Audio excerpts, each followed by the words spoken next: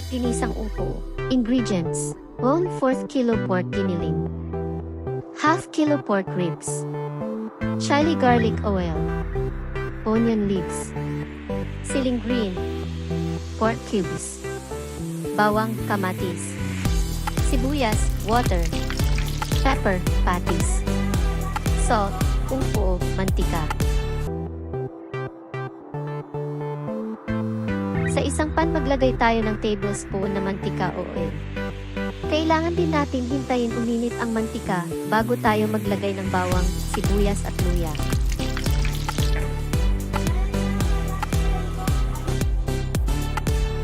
Ngayon na mainit na ang mantika, lagay na natin ang ating bawang, sibuyas at luya.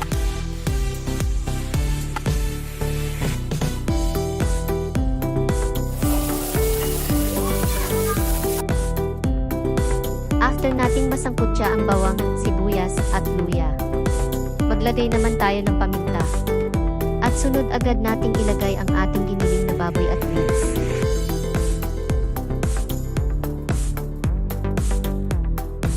Sangkutsahin lang natin ito.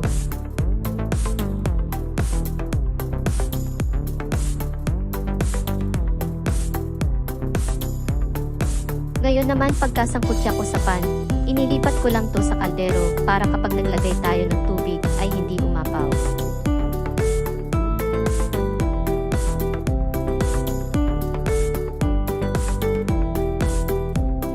After ko ma-transfer ito, naglagay ako ng tubig sa kaldero at pork cubes para mapalambutan ang karne, bago natin ilagay pa ang ibang recados o sahog.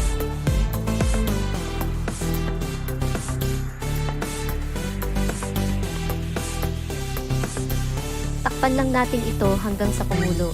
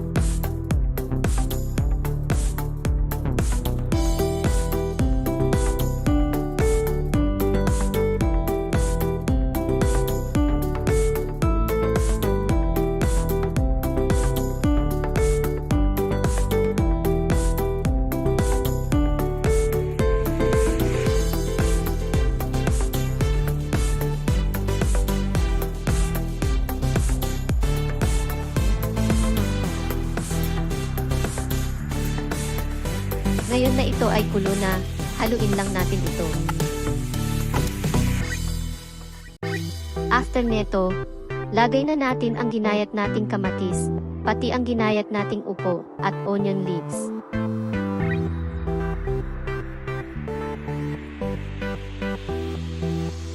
Haluin lang natin ito.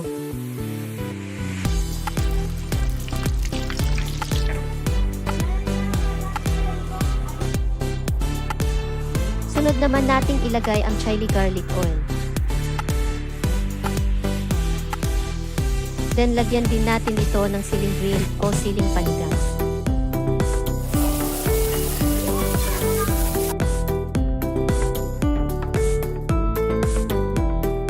Para mas maluto pa ang ating gulay, takpan lang natin ito hanggang sa kumulo.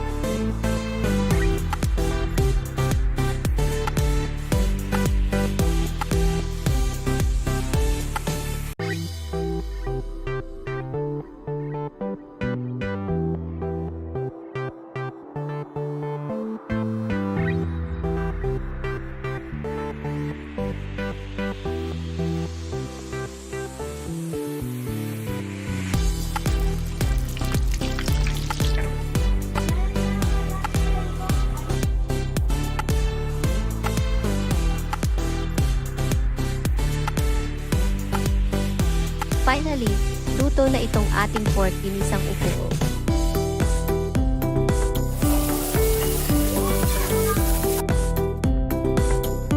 Happy cooking!